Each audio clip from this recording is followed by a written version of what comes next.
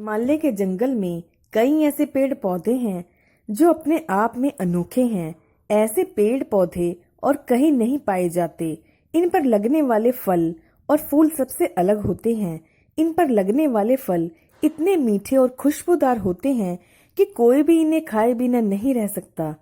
ऐसे ही एक पेड़ नदी किनारे था जिस पर सारे बंदर अपने राजा के साथ रहा करते थे। बंदरों के राजा का नाम महाकपि था।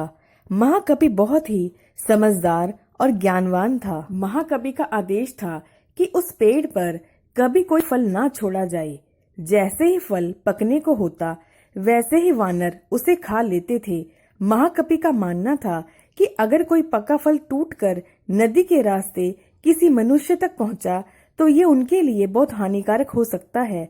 सभी वानर महाकपि की इस बात से सहमत थे और उनकी आज्ञा का पालन करते थे। लेकिन एक दिन एक पका फल नदी में जा गिरा जो पत्तियों के बीच छुपा हुआ था। वह फल नदी में बहकर एक जगह पहुंच गया जहां एक राजा अपनी रानियों के साथ घूम रहा था। फल की खुशबू इतनी अच्छी थी कि आनंदित होकर रानियों ने अपनी आंखें बंद कर ली। राजा भी इस खुशबू पर मोहित हो गया। राजा ने अपने आसपास निहारा तो उसे नदी में बहता हुआ फल दिखाई दिया। राजा ने उसे उठाकर अपने सिपाहियों को दिया और कहा कि कोई इसे खाकर देखे कि यह फल कैसा है। एक सिपाही ने उस फल को खाया और कहा कि ये तो बहुत मीठा है। इसके बाद राजा ने भी उस फल को खाया और आनंदित हो उठा। उसने अपने सिपाहियों को उस पेड़ को खोज निकालने का आदेश दिया जहां से ये फल आया था। काफी मेहनत के बाद राजा के सिपाहियों ने पेड़ को खोज निकाला। उन्हें नदी किनारे वो सुंदर पेड़ नजर आ गया। उस पर बहुत सारे वानर बैठे हुए थे। सिपाहियों को ये बात पसंद नहीं आई और उन्होंने वानरों को एक एक करके मारना शुरू कर दिया। वानरों को घायल देखकर महाकपि ने समझदारी से काम लिया।